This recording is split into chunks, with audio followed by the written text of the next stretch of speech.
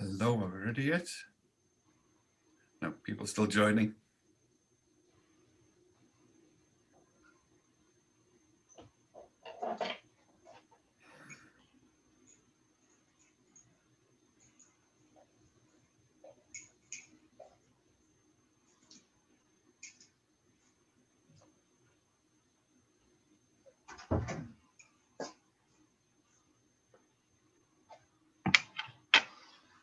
Okay, I think the first rush is here. Well, good afternoon from New York, from the Foreign Press Association. I am Ian Williams, President of the Foreign Press Association in New York, and we have a distinguished panel of guests here tonight to discuss an issue that isn't getting as discussed as much as it should do. Obviously, the COVID epidemic and other things are keeping people's minds off the crucial issues. We have Chris Gunness, who is formerly with the BBC at the UN, so he knows the UN, and then he was with the UN in the Middle East as press representative for UNRWA. We have Brad Adams from Human Rights Watch, who's specialized on the Asia desk and Myanmar for many years. And we have Yang Hee Lee, who was the Special Rapporteur, which, for those of you who don't know, is the term of art in the UN for people who are supposed to keep an eye on particular situations. So Yang Hee Lee was the rapporteur for Myanmar. And I gather is not now, and maybe she wants to say something about that when the time comes. So if we could lead in on this, since you are the rapporteur, Yankee, people are confused. We have a prime minister who was everybody's darling, won the Nobel Prize, and then lost the Nobel almost. If they could take it off her, they would do. They break her, they break her medal over their knees and disfrock her. But now she's a hero again because the military who she let loose on the Rohingya are now rampaging against her and the ordinary people of Burma. So perhaps you could, from your point of view, what is the situation? Why did the military do this, since they seem to be running the place anyway? Well, thank you for having me. Good evening or good morning. It's morning in my time. So I'm going to speak a little bit about address the extremely grave situation on the ground in Myanmar. The attempted coup staged by the military on the 1st of February has not succeeded. The people of Myanmar have so far been incredibly effective in resisting the military's attempt to seize power by mobilizing massive peaceful protests, a nonviolent civil disobedient movement, the CDM, and strikes by public and private sector workers, which have brought government and the economy to a standstill. For nearly 7 weeks now, this remarkable anti-coup civilian movement has demonstrated the unrelenting strength of public opposition in Myanmar to military dictatorship and has held out against one of the most vicious and oppressive armed forces in the world. But the military generals remain determined to impose their rule and crush the opposition movement by force. In pursuit of this objective, they're using the security force to inflict a deliberate process of killings and other forms of terror on the civilian population. That is steadily escalating in intensity. And this is consistent with the strategy used repeatedly by the Tamil against Myanmar's national ethnic nationalities. Without intervention, the escalation is likely to culminate in a major lethal crackdown as the junta Trump attempts to crush the dissent once and for all. We have already seen massacres. There's been more than 200 people who have been killed. Young children, 16 and 14, shot dead in the head, snipers aiming for the head. I've seen video clips of the security forces saying, aim, shoot to kill to the head, and other obscenities, which I cannot say here on over the public domain. And more than 2,000 people have been now arrested and charged and sentenced in relation to the coup. More than 322 students are detained. And the junta has, actually, they've abrogated the 2008 constitution by attempting this coup. But they're using the constitution against the civilian population. And they've introduced an article, 505A, high treason. Now, if you talk against the military or what's happening, if you talk about what's happening in Myanmar now, you are slapped with 505A, which never existed before. Now, the military junta is charging Aung San Suu Kyi with incredible, outrageous charges. Now she has several corruption charges. We've seen a military man come out, a general come out and said that I've been giving her annually in a black envelope $150,000 every year. Well, that. Yes. And so, as you said, Ian, in the beginning, this icon or the beacon of human rights, actually, it was the international community that put her up on that pedestal of the beacon of human rights. She was never really a beacon of human rights, I don't think, but it was the international community that put her there.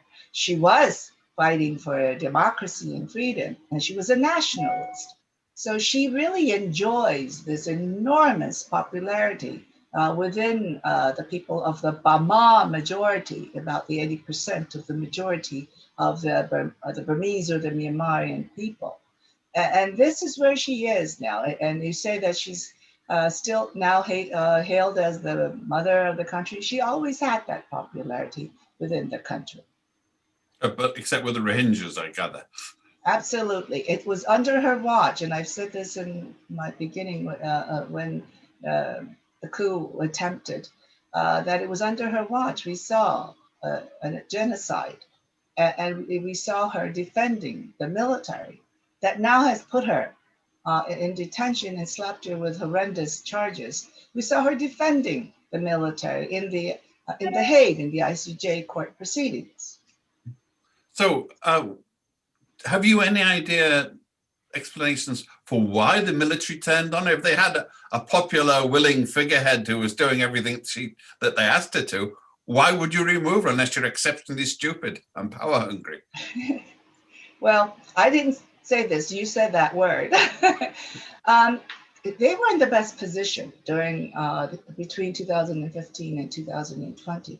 But I think what really prompted this is that after the 2020 election, the NLD won even a larger margin. And Min Aung Hlaing has always wanted to retire from the military and into a presidency position or a leadership position within the government. Because when he steps down, he loses financial assets or the control of the financial assets in the Myanmar Economic Corporation and the Myanmar Economic Holdings Limited. And his family and his cronies will not have easy access to these fortunes. And it really got him, I think it got him anxious that he has to retire or step down in June because the military has already picked another person to replace him. He's already extended that term of commander-in-chief, and now he really has to step down. And so this really prompted him to stage this coup or attempt this coup. But there's no dissent from the military. I mean, he's basically slapping them in the face by saying, I'm not going to go, I'm not going to let you guys get your turn in the trough. So well, there has been, I think there has been some unhappiness with him in the military because of his corruption and his greed. But at the same time, a large portion of the military generals enjoyed the access to a lot of fortunes through Min Aung Hlaing's greed. Brad, you're with Human Rights Watch, which has been calling for action. What action can the world do to help? We couldn't help the Rohingyas, it seemed. They were driven into exile, they were burnt out, they were raped, they were looted, they were driven across the border, and they're still in the refugee camps. So it doesn't all go well for intervention to support the uprising, as it were, in Burma. What can we do? What are you calling for from Human Rights Watch? Well, thanks for having me. There's a lot we can do, and a lot the world can do. The world just has to choose to do it. We did have the Trump administration when the Rohingya crisis happened in 2017. They were not particularly sympathetic to Muslims. They weren't particularly sympathetic to refugees. I'm putting that mildly. And they didn't lead response. And for better or for worse, many governments say that the absence of the US at that time, standing up for human rights, democracy, and the rights of minorities and the vulnerable was decisive. And I don't want to overstate the benevolence of the Biden administration. We'll have to see what they actually do, not just what they say. But we do have a different environment right now. We have a U.S. government that has spoken out very clearly and very quickly about this. We also have residual sympathy for Aung San Suu Kyi internationally. We, as a human rights organization, and Yang Yi just said it, and most people who follow Myanmar closely, have given up on Aung San Suu Kyi. She's lost her moral leadership. She used to say when she was being held either in prison or under house arrest, use your liberty so that we can obtain our liberty. And she did, slight amendment to what Yang Yi was saying, she did hold herself out as a human rights activist. We've learned subsequently, and she said this as a candidate, that she's not a human rights activist, she's a politician. But I think we all thought she was something more and different than she was. But her embrace of the military, even before the Rohingya genocide, and then her defense of the military at The Hague, and subsequently has stripped all illusions. So we're fighting this for the Burmese people. I mean, we as human rights activists are fighting this for the people of Burma, not for Aung San Suu Kyi. That's really clear. And I think many people inside Burma are also have lost some illusions about her. That said, she and her party are a rallying cry. They did win these 2 consecutive elections. The military, as Yang Yi said, can't imagine getting into power through legitimate means. So they took this decision to short circuit the whole democratic experiment. And what we fear is they're going to come back with some kind of Thai or Cambodian style quasi-fake democracy where they engineer which parties can stand, which candidates can stand. They hold the election under circumstances that are nowhere near free or fair, but they hope the rest of the world will turn a blind eye. Whether they're that sophisticated or not, that they can actually get to the finish line of that kind of process, because that's what more or less what Min Aung Hlaing, the commander-in-chief, has outlined. He said within a year we'll have elections and they'll be democratic. And the only way that the army is going to preside over democratic elections are when they know that they're going to win. Whether they can pull that off is unclear. So what should the world do? The clearest responsibility to the UN Security Council. The Security Council didn't act in the Rohingya situation. They didn't act under the prior 50 years of military dictatorship in Burma. So we have very low expectations. But one thing that's been interesting is that China has signed up to a presidential statement of the Security Council that they could have blocked, and that basically had some basic elements about protecting people, about not using violence, and the question is, how strongly will China stand by the military? Do they want to be seen globally as the only country that's really defending a military that staged atrocities, genocide, ethnic cleansing, has driven the country to the brink of disaster over the course of decades, and now has staged a coup against a process that they themselves designed? And I think that's an open question in the long run. In the short run, we have to do other things, because the Chinese are going to continue to block the most significant action the Security Council can take, which would be a global arms embargo, targeted, maximum coordinated sanctions. And by sanctions, let's be really clear. We don't want generalized economic sanctions. We don't want to drive the Burmese economy back into the Stone Age. We don't want to create mass unemployment. But as Yang Yi was hinting at, there are massive revenues. There's billions of dollars a year going into Burma through oil and gas revenues. There's probably $1 billion a year in gemstones.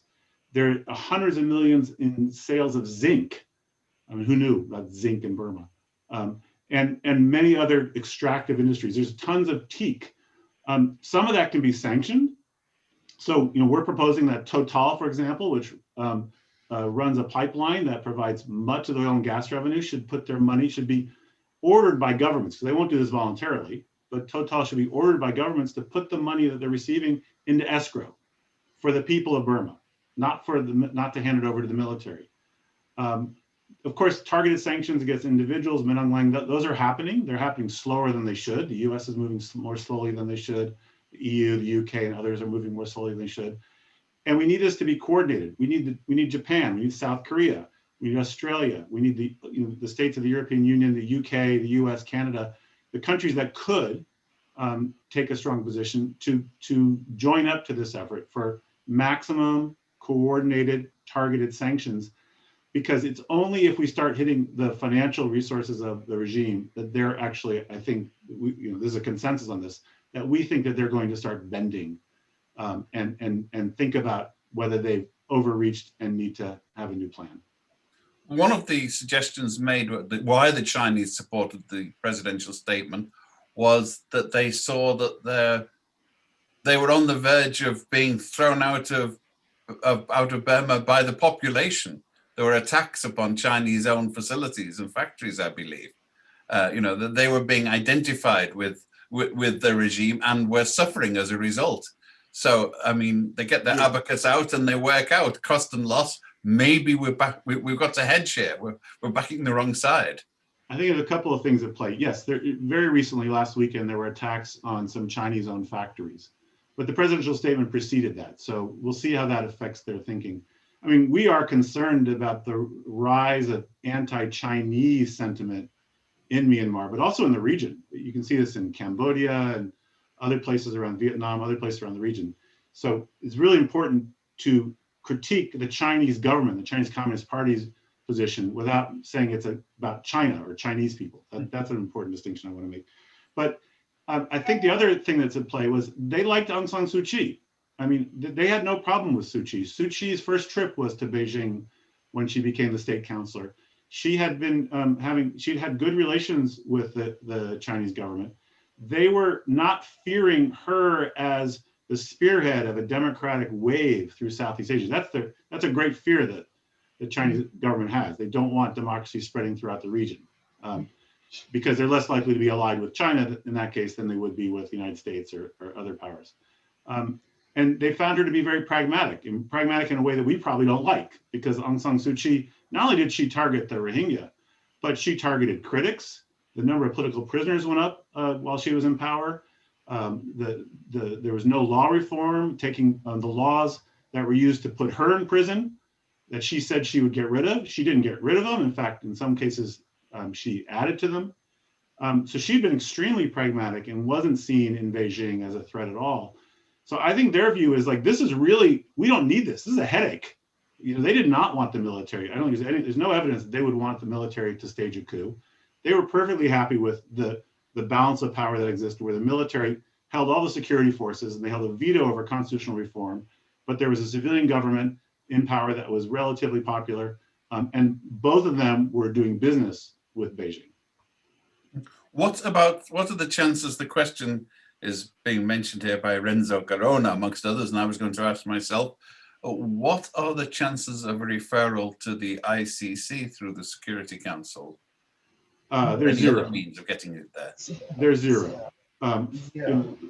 If we can't get targeted sanctions, or even right now we can't even get a resolution that would only talk about human rights. The next stage would be a resolution maybe talking about sanctions that have some teeth.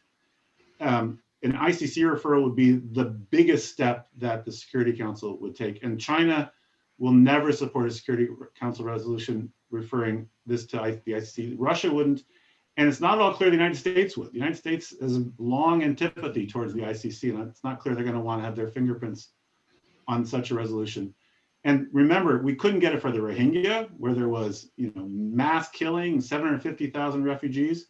It's a coup is not considered as serious a threat to international peace and security the crimes aren't as grave by any means as they were. So while we would support it, welcome it, we're not even, we're not raising it because it's a non-starter. There are other more important things or more realistic things we can get the Security Council to focus on right now. I think it's time to go over to you, Chris. You've been peering down the wrong end of a telescope at Burma for as long as I've known you, which is a long time. So from your point of view, what's the current situation? How did we get where we are, and how do we get out of it? I mean, having covered 1988 and looking at what's happening now, I think it's very important for us all to say it as it is. This is an illegitimate coup that's turned into a reign of terror. In 1988, there were attempts, very successful, to suppress crowds, to suppress demonstrators, to shoot into crowds. What we're seeing now is people being dragged out of their homes and summarily executed. That didn't happen much in 1988. We see snipers on rooftops shooting unarmed women and children in the head, demonstrators in the head. According to a very authoritative source in Yangon, what we're seeing now in the garment factory areas in the north of Yangon is essentially a massacre. I mean, the sources I have there say that in the last 3 or 4 days, over 100 people have been shot dead. They say that 500,000 people have been internally displaced and are on the move. Where is the UN country team? There are 2,000 UN workers there. Who is monitoring where this huge displacement of people are going? Who is looking at whether they need COVID protection? Who is looking at who needs COVID protection anywhere in Myanmar? Who is looking at who these people are being fed by, are being clothed by, are being housed by, are giving them medical attention? Nobody. There is a looming humanitarian catastrophe, not just in Hang Taryar. And as I say, what is the UN country team doing? I think the UN Secretary General should implement the Rosenthal report, the report which said quite clearly there were huge systemic failures which laid to some extent responsible for the genocide in Rakhine State. I think that the Secretary General, and I appeal to him to invoke Article 99 of the Charter. Other Secretary Generals in the past have done this. Dag Hammarskjöld. Explain, Chris, to everybody. So Article 99 of the Charter, when there's complete deadlock and stalemate and failure in the international system, as Brad and Yang He have been describing, the Secretary General has a Charter opportunity to bring to the Security Council under Article 99 any threats to international peace and security. That's an opportunity for a man like Antonio Guterres, under huge criticism for, all sorts of failures, and quite rightly so, to show the world, to exert some humanitarian and moral leadership, and to do something about the growing moral vacuum that is Myanmar today. I think we could also see member states of the General Assembly unite for peace, as they did over Korea, and say, okay, the Security Council is having is being hamstrung by a Chinese and Russian veto. Let's do a uniting for peace action, and let's get a lot of the things that Brad has talked about endorsed by. This is esoteric procedures, but when an issue is in front of the Security Council, which he achieves with Article 99, then when they get hidebound on it and the Russians and the Chinese bog it down, then unite for peace. And the other major thing I think we could talk about more, and I don't think we should get hung up too much on Aung San Suu Kyi, because I reported on the revolution in '88 before she was even heard. She wasn't a force then, and she rose to to power on the back of oppressed people. She never spoke out against oppression. She never gave the 88 generation seats in her office or seats in her cabinet or in parliament, and she certainly never spoke out for oppressed people in Rakhine State. And I think pinning the fate of a nation on one woman when there are 55 million other people is going to lead to very distorted policies, just like it has done in the past. But let's see some action. Let's see, the IIM, the Independent Investigative Mechanism for Myanmar, yesterday, the head of it called for evidence. Well, let's collect some evidence. Their civil society in Myanmar, and we really need to amplify their voices, are crying out for justice and accountability. Let's get gathering evidence. The head of the IIM gave out an email address and said, send me stuff.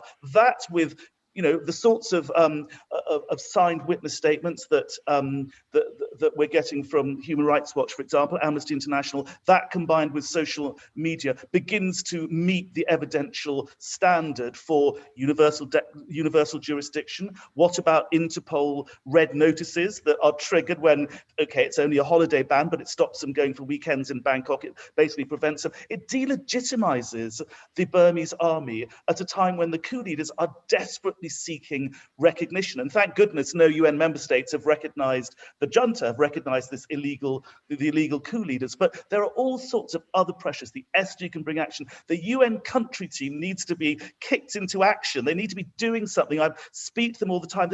There's no leadership. The humanitarian team leaders, not even in the country. They're having all sorts of debates about recognition, non-recognition. Should they be here? Should they be in Naypyidaw? Should they be in Yangon? There's really a complete lack of humanitarian leadership. There's a lack of political leadership. The General Assembly should be doing far more.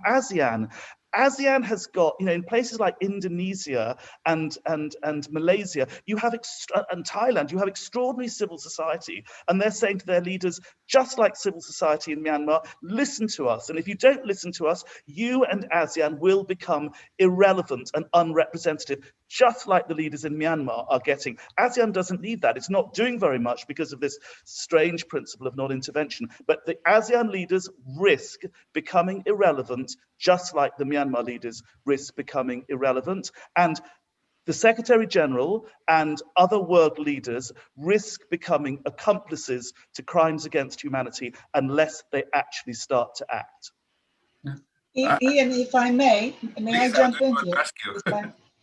If I may, you know, I've always said that back in 2017, or even before, starting with the 2015 boat crisis, when the Rohingyas started to emigrate, go to the neighboring countries, and when ASEAN countries sent them back.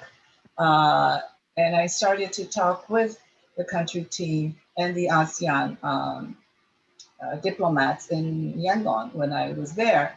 And I said clear and loud that it's going to turn, the Rohingya issue is going to turn into a regional issue soon. And lo and behold, now it's a regional issue.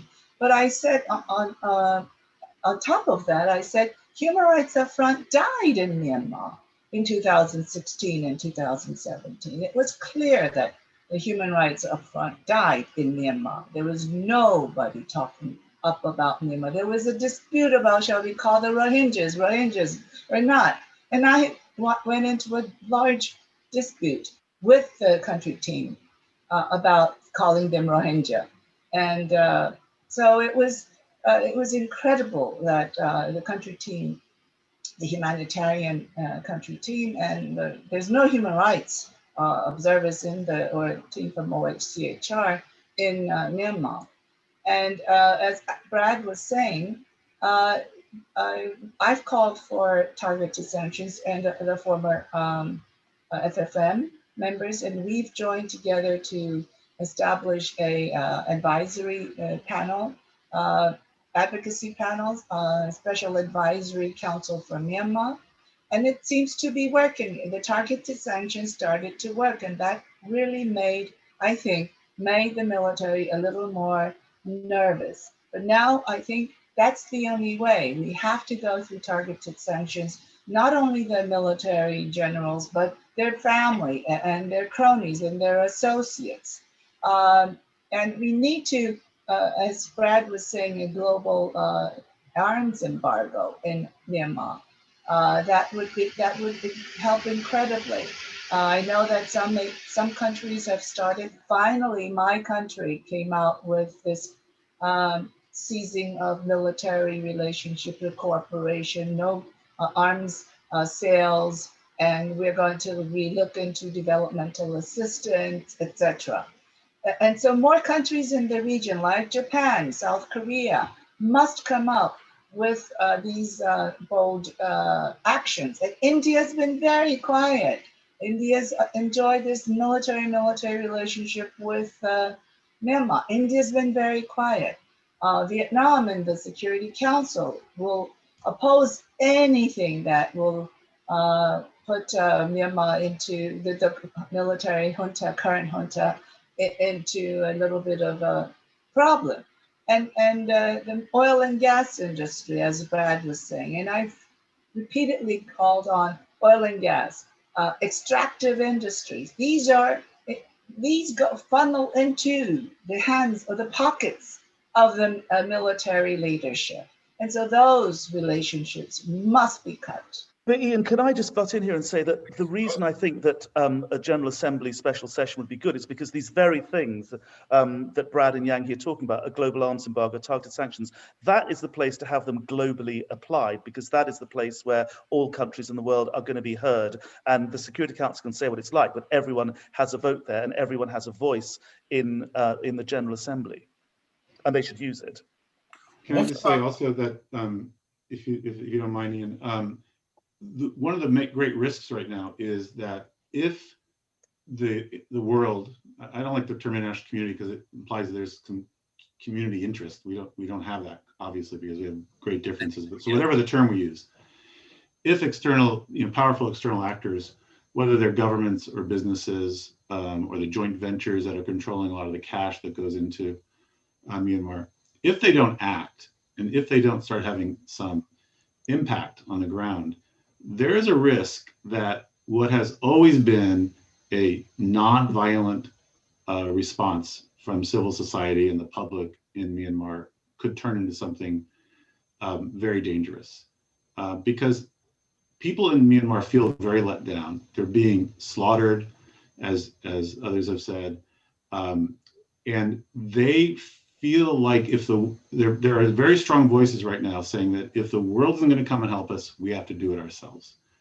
And there are voices that came out over the weekend and earlier this week, basically calling for an alliance between the democracy movement, as it were, and ethnic armed groups, the Shan, the Kachin, the Karen, to unite against the Burmese military. And the problem with that is that the goal here is maximum pain for the military and minimum pain for Burmese people and civilians. And I think if we get into a situation where out of desperation, we have an armed insurgency, we will have maximum pain on civilians and minimum pain for the military, because the military will be able to tell the world, hey, look, we are now engaged in self-defense. Right now, it's black and white, bad guys, good guys. Whenever you get an armed insurgency, there are going to be abuses on both sides. It's going to get messy. It's going to cloud the picture. And reflexively, a lot of countries will start saying, wait a second, we don't necessarily want anything to do with the opponents of the coup, because now it's something different. So it's really important for a practical reason as well, that the world mobilizes to support people inside Burma and show them some progress and some steps forward as soon as possible to head off these understandable impulses. Like, if you're not going to help us, I mean, if I'm sitting here in California and the U.S. military takes over, my instinct is I'm going to fight, right? I'm not going to wait for the rest of the world to come to my aid. You can understand why that impulse will be there, even for people who have a propensity for nonviolence. So that there's a real risk that this could actually spiral into something very different. If I may jump in here again, I do hope that it doesn't, and I pray it doesn't spiral into something like this. And as Brad said, the ethnic armed organizations have started to mobilize and talk with each other. And I think the former Northern Alliance might be forming some solidarity movements. But I really think that the international, or as you say, Brad doesn't like to use that word, but the world has to, the international community really has to now walk the walk. We've talked the Burmese out for decades now, because there was nothing that happened for decades. I just want to say something about Lang Tayar in northern Yangon, the massacre that happened a few days ago. and the factories, the Chinese garment factories.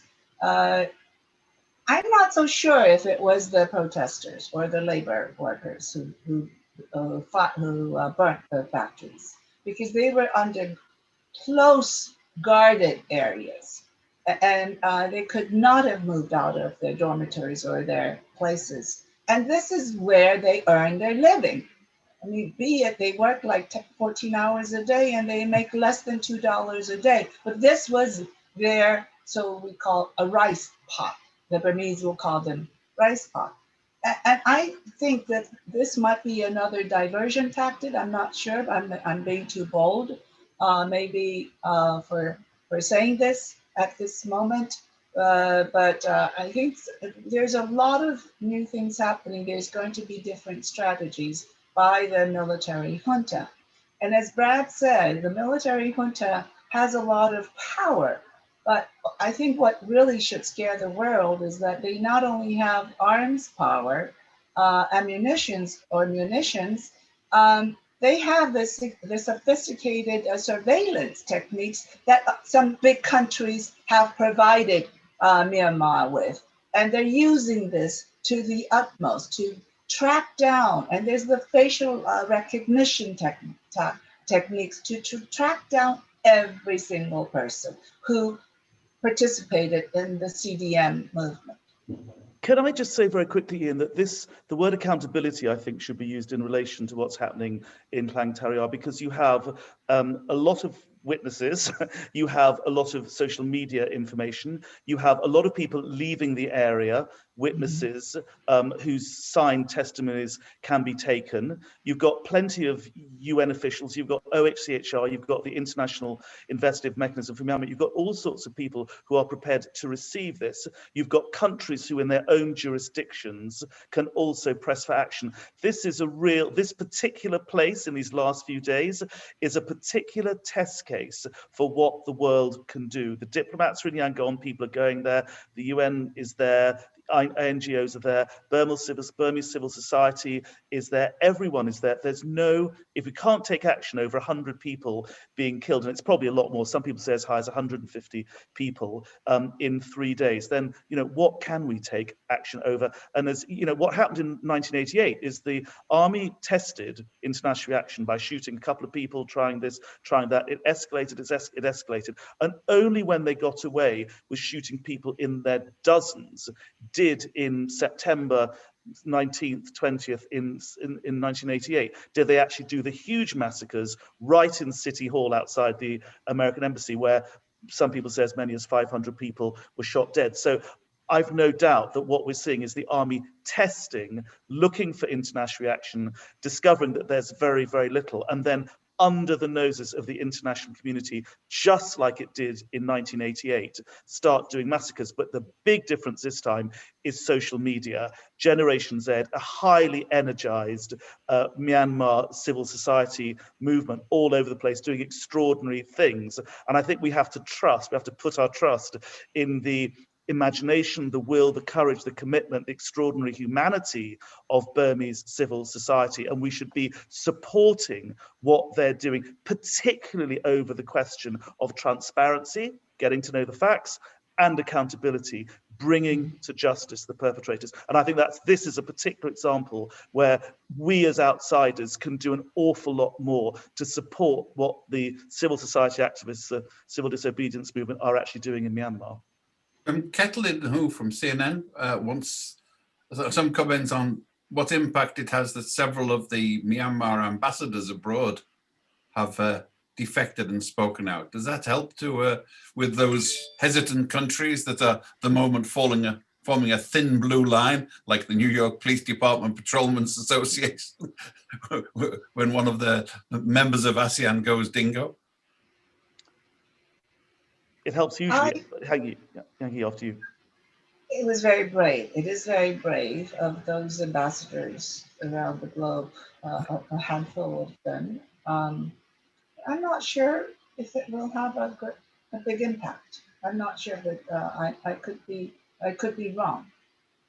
I think if there's an impact, it'll be internal. I don't think globally, externally, it matters much to the governments where they've where they essentially defected. But they're putting their families and relatives in Myanmar in jeopardy, but they've gone ahead with this, and so that's very courageous of them. Yeah, and they've become a rallying cry for people. I think that moment has passed. It was the case when it happened.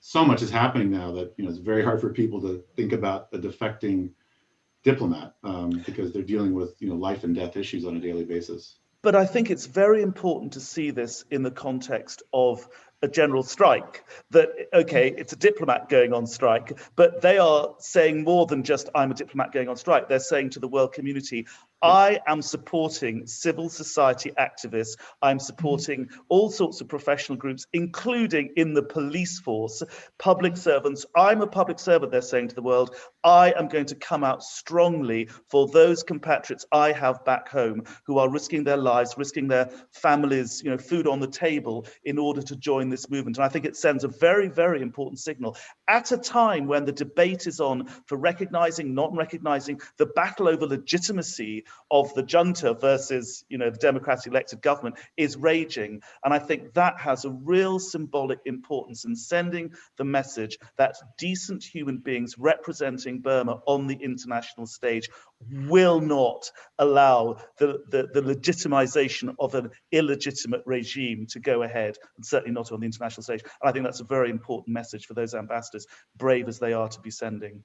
Yeah, and it's worth pointing out that there's a lot of professional groups inside Myanmar that have said they will not cooperate with the new authorities, will not recognize them as a government. And some of them are being targeted as a result. I mean, healthcare workers are being targeted because many doctors and nurses have said that they will have nothing to do with the regime. They'll provide care to people who need it, but they don't recognize the people who claim that they're the new government. And I think it's also important to recognize that Burma is a kleptocracy. The military go into a village, point a gun at someone, say, this fish farm belongs to me, I'm coming back next week and getting the profits. And in a situation where an army can steal the national economy, the best way to kick back at them is to go on strike because you're destroying their power base. Well, just over a few days ago, the artists have declared that they will not support some artists the military junta. And what happened was they went in and burned down the studios where all the paintings or the artifacts and books have just burnt to ashes. They do seem to be almost Pol Potist in their determination to eliminate every shred. But I'm looking at is there a role for what we might call secondary revulsion, in the sense that the neighboring countries, can we bring international pressure on Vietnam, India, China, all of the other countries that are standing by and tacitly providing a shield for what's going on inside Myanmar? I think countries like Japan and South Korea, who have good relations with countries like Vietnam and India, they should also use their leverage to persuade these countries to take some stronger actions. Singapore is a big player, and Singapore can do a lot in terms of putting pressure on the military, because a lot of military assets are in Singapore. Yeah, I mean, let's remember that the reason why a lot of countries may want to push back against the coup and the military is because of their view of China. I mean, that is not a game that I particularly as a human rights activist want to play, but if you're looking at it as a political scientist, that is probably why Vietnam may someday want to distance themselves a little bit from the Tatmadaw, because the Tatmadaw are seen as a client of Beijing. But at the same time, we have other dynamics. And the same with India. India may decide that they want to become a little bit more supportive of the democracy movement, even though we have an authoritarian leader in India. Modi is not exactly the mode of a democracy fighter, is he? No, and they're deporting Rohingya as we speak. And here's a time when you've got to be protecting the Rohingya from the military that committed acts of genocide against them. But one of the main players has always been Thailand. And there was a time in the 1990s and 2000s when Thailand was looking like a budding democracy. That's all gone. You know, Thailand's suffered 2 coups in the last 15 years themselves. We have a de facto military government, even though they've enshrined themselves through a pretty lame election. And they would see themselves making more common cause with the Burmese military now than they would with Aung San Suu Kyi and the NLD. And that's important. You know, one of the biggest providers of cash to the military in Burma is the PTT, the huge oil company in Thailand that then distributes a lot of that oil to third parties. And they're right now beyond reach. So what do we have to do to change that? I mean, we need the United States to lean on the Thais because they have a very, very close security relationship. With Singapore, the same thing. Singapore, as Yang Yi said, is the banker for the military regime inside Myanmar. They need to be subject to the kind of international sanctions that would require them by law to take action, because the Singaporeans are not going to take action voluntarily. But if they, for example, would be subject to sanctions themselves under US law, which of course has a very long arm internationally, they may then feel like they'd rather comply with US law than make the profits which in the end are fairly marginal from doing business with Myanmar. Well, we have with the various regimes about, how can the UN operate in a? You mentioned the country team has been mentioned there, the humanitarian coordinator, resident coordinator, and the others. I mean, there have been times in the past. I remember with East Timor, when the UN country team played a signal role in preventing massacres when the Indonesians and their surrogates were rampaging through the streets of East Timor. Is there any role for the UN here? Is there any sign of someone growing a spine from the Secretary General downwards? Ian, if I may, I mean, I think you have to distinguish between the UN as a political entity and the Security Council and all of those issues, and the UN as a humanitarian entity. And I think, we've heard in this discussion why the political track, apart from, 1 or 2 potential initiatives by the Secretary General or in the General Assembly, perhaps might begin to create some waves. And on the political side, you can understand that things are, essentially hamstrung. But on the humanitarian side, I don't think we should be so pessimistic, though I do think the UN country team is in a sorry state. And I think, as I said, a lot of the issues identified by the Rosenthal report have simply not been implemented. And that is an absolute moral disgrace.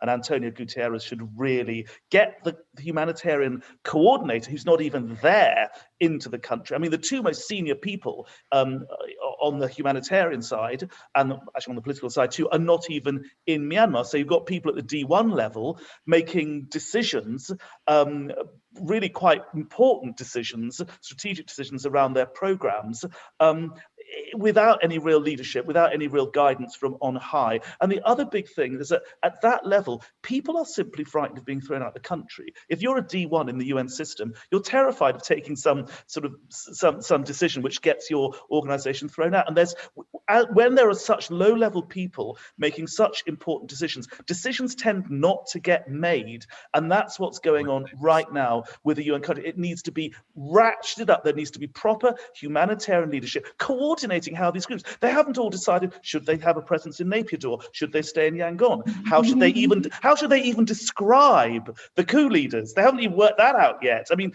that's where they are. And that's for humanitarian action to happen, as I've seen with UN in other parts of the world, there has to be strong humanitarian leadership, knocking heads together, getting people to coordinate their programs, getting people to démarche the regime en masse and demand things. That sort of thing has to happen, and it's not happening now. And as I say, on the political side, we can accept that, well, we don't have to accept it, but we have to accept these are the realities. On the humanitarian side, it could be a lot different. And as I say, with this huge population on the move, going back into the Irrawaddy Delta, goodness knows where they are, goodness knows doing anything about them. That is a role, a relevance right now, which the UN country team, the humanitarian country team in Myanmar can get involved with, and they're simply not at the moment. And it's a disgrace. You know, the military has been known to do the divide and rule, and they've done this within the UN system.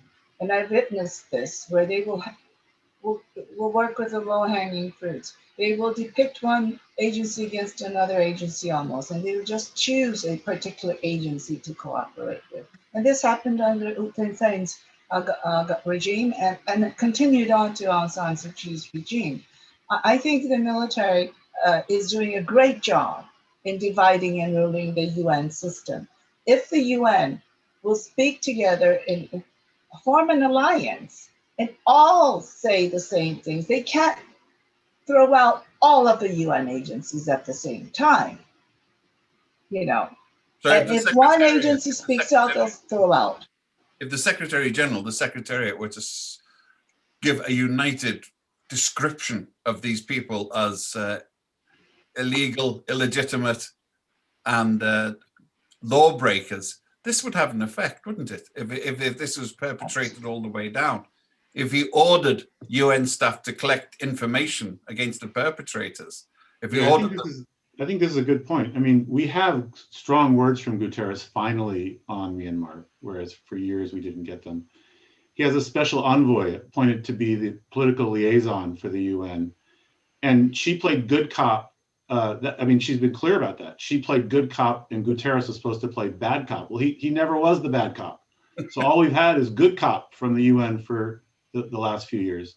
And then a coup comes and, you know, surprise, the military isn't worried about the UN's response. And now, while Guterres' words are better, there's no real action. He hasn't convened the Security Council, as Chris said. He hasn't made it clear, to my knowledge, and I think I would know this, to UN staff that they are empowered to be not just humanitarian workers, but human rights workers in this environment inside Burma, because, you know, humanitarian suggests, you know, food and shelter for people. But to be really explicit, at its core, the UN is a human rights body. It's in its charter. It's supposed to be in its DNA. I used to work for the UN in Cambodia. We faced a coup in 1997. Hun Sen carried out a coup. And actually, the UN actually mobilized very effectively then. You know why we did it? Because nobody in New York or Geneva had any idea what we were doing. Had they known, we would have been probably told to stand down. What we need right now is Guterres to tell them to stand up and do it, because Yangi's absolutely right. They're not going to throw the whole UN system out. And if they band together, we should be hearing regular public statements from the UN inside the country. And Guterres and the member states of the UN should make it clear that they stand 100% behind the people inside Myanmar who are working for the UN who are making those statements. And by the way, the accountability mechanisms of the UN could be doing a lot more. OHCHR could be getting a lot of evidence. It could be passing it on to the international the independent investigative mechanism for Myanmar. And individual member states could be prevailed upon much more forcefully by those organs of UN jurisprudence to start pushing for some kind of accountability. That's not happening either, and that's another thing I think. And OHCHR has not one person. So the UN, they're all in Bangkok. Not one person in the country. But you know, they could deputize other UN staff. I mean, there are a lot of UN staff who know how to conduct investigations. And Brad, that's a great area where Myanmar civil society could really help OHCHR out. There are some expert people, there's some brilliant lawyers, there's some great, you know, we shouldn't put down what civil society in Myanmar is capable of, and they could really be helping these sorts of information gathering operations if the UN were to, like OHCHR, were to give them the opportunity. Let's not forget that it was Aung San Suu Kyi who didn't let the OHCHR. Exactly. Yeah. It was her who didn't let them in. And I want to go back to what Brad said, that Christine Bouvener, the special envoy, says that she played the good cop. I'm not so sure if she played the good cop or she was actually the good cop all along.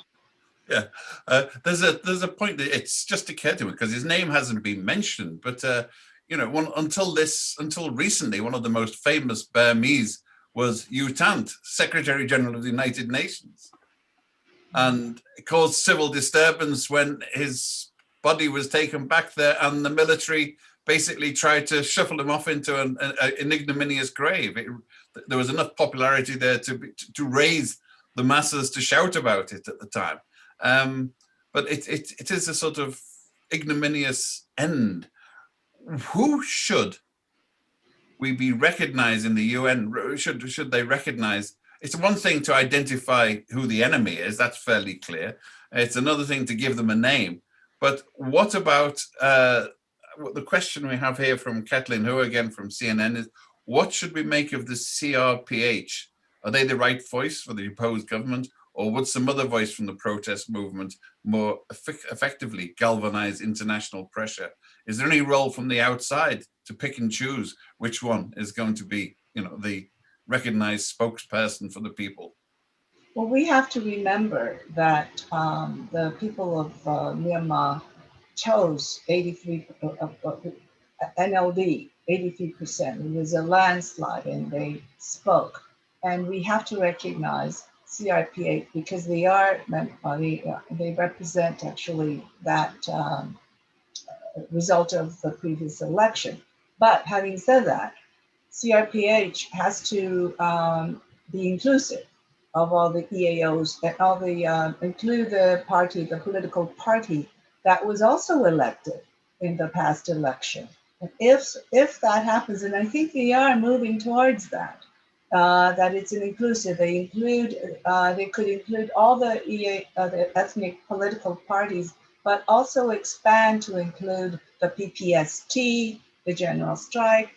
Also, and I suggested to them, SACDEM, my platform now is engaged with all actors, that this is the time that they should recognize the Rohingyas too, because they also did enjoy seats in the parliament in previous elections. And if they can be that inclusive, this is where the international community can recognize them as the interim or acting government. And they have elected or appointed a vice president as the acting government, part of the acting government, and they've appointed about 4 ministers.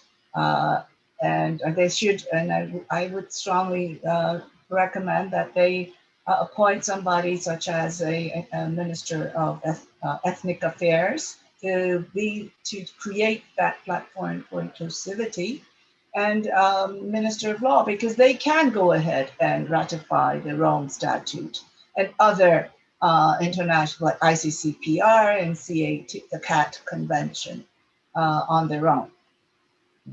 But this gets to the heart of something that the NLD has always had a problem with. I mean, inclusivity, meaning including the ethnic nationalities, because essentially what you have are 2 major Burma groups, the 2 groups representing the 2 biggest, the biggest ethnic minority in Burma, biggest ethnic group in Burma, which is basically the NLD on the civilian side and the Tatmadaw on the other side. And in a sense, that those dynamics remain, those dynamics that have been with the NLD all the way, from the start of its existence. To what extent can it move from being a Burma majority party to include all the other nationalities? And I don't think they have an answer to that. And I think the trouble with what's happening now is that there is this tension within the party still about what they're going to do about that. And that is a major, major problem on the question of inclusivity. We're coming towards the end now. I just want to pause and ask for your thoughts about, I've been watching the UN and other places for far too long now. We have a trail of failed interventions, which have resulted, we've got a necklace around the world of failed states, collapsed states. Think Syria, think Libya, think Nicaragua, Somalia, places where there's been an inept intervention or no intervention, and things fall apart, which is not good for the country concerned, of course. But surely not everybody in the various capitals of the world is short-sighted enough to think that they can go on leaving sort of black holes on the political map of the world like this. Ian, the thing is that to see this as something which outsiders do to a member state is the wrong optics around this question. And maybe one reason why all these interventions have failed is because they're seen as outside interventions. And when you have civil society as it is today in Myanmar, so empowered, so imaginative, so energetic, so creative. I think the question has got to be more, how can we empower them to make their own choices and make their own future? And I think that, I beg your pardon? Now is the time for you to answer your question. Well, I mean, we've been talking about listening to them. We've been talking about making connections between the UN country team on the ground and them, promoting justice, promoting accountability, transparency, proper reporting. All those things will make a difference. And I don't look to ASEAN governments or any governments for change.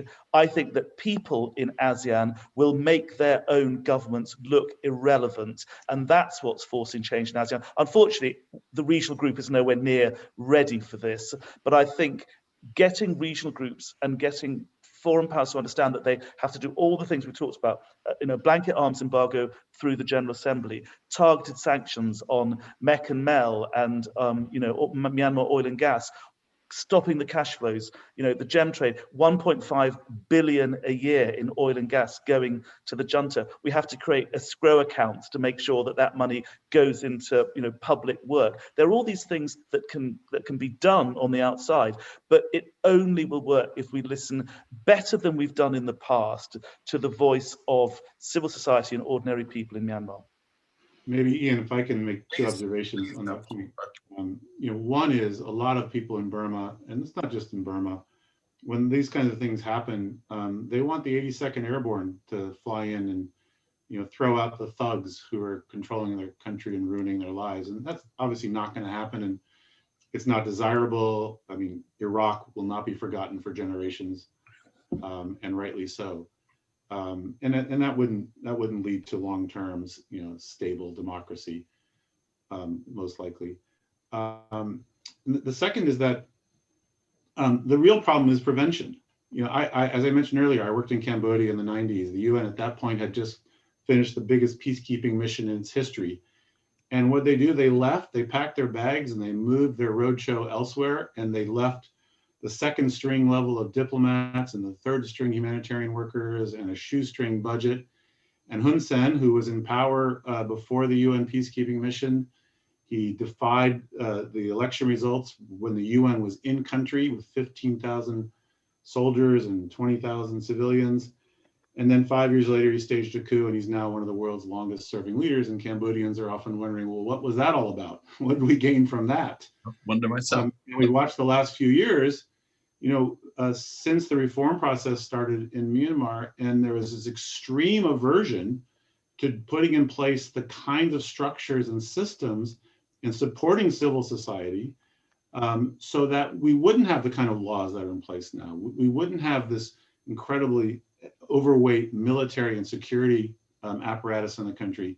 We wouldn't have Total sending this money to the military, which was more or less happening even under the civilian regime. The military has been very wealthy at the top for a very long time in Myanmar. There was an aversion to actually challenging the powers that be, whether it was Aung San Suu Kyi or the military, and supporting civil society and supporting reform.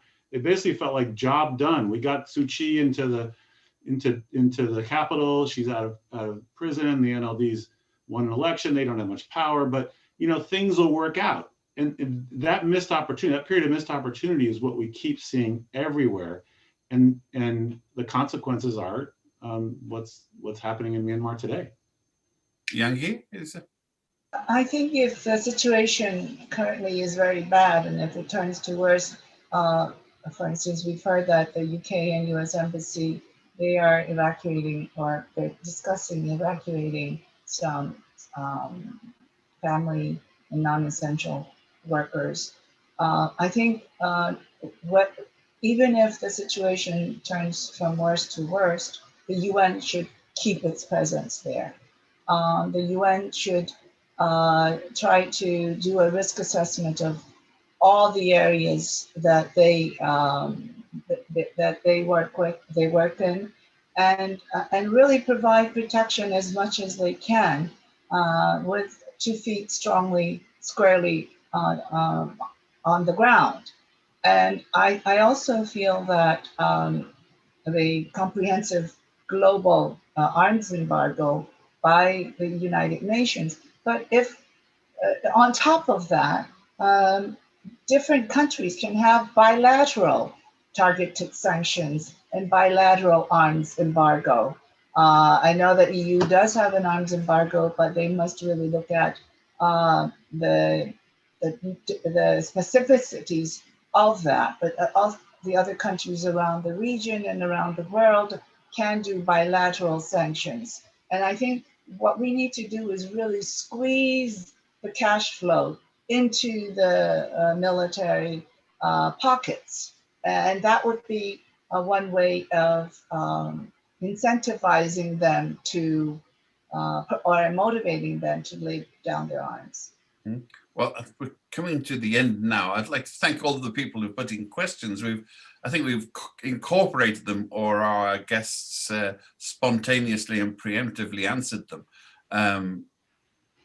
This is the Foreign Press Association in New York. This is one of our regular series. Next week, on the 25th, I believe it is, we have Night at the Garden. We're going to show the documentary and speak to the filmmaker that's been entered for the Oscars about the Nazi rally, the German, der Deutsche Amerikanische Bund. The last time non-intervention was very big in America in the end of 1930. It's quite a chilling little documentary, and all the better for being short and punchy. That's next on the 25th in the afternoon. And the following week, we have Dulcie Leibach from Pass Blue and her team speaking about the Secretary General, the present one, and the prospects for a woman Secretary General if it happens. And we're celebrating that. Unfortunately, by sort of coincidence, the date is April the 1st, but it's no. We are not, we're deadly serious about it, that it is time for a new Secretary General. So please do, for April the 1st and April the 25th, the Night at the Garden. And thank you very much, our guests. I should point out that Yang Lee is in Seoul, in Korea. So it's at the crack of dawn there, as the rest of us, our eyes are drooping from staying up so late. She is there. Brad Adams is in California. Chris Gunness is in London and burning the midnight oil. So we've had a properly global press conference. Thank God for Zoom. How did we manage before? But thank you very much. I hope to see you all again. And let us hope that we'll carry on following what's happening in Myanmar. And let's hope that there is an end, a reasonable end comes out of it all. It's going to come from NGOs and people shouting about it. Certainly not from any of the existing statespersons that I can see around the world so far. Thank you. Good night, everybody. Thank you very much, Ian. Thanks, Ian. Bye, and thanks a million. It was great. Bye, Chris. Bye-bye, Brad. Bye-bye.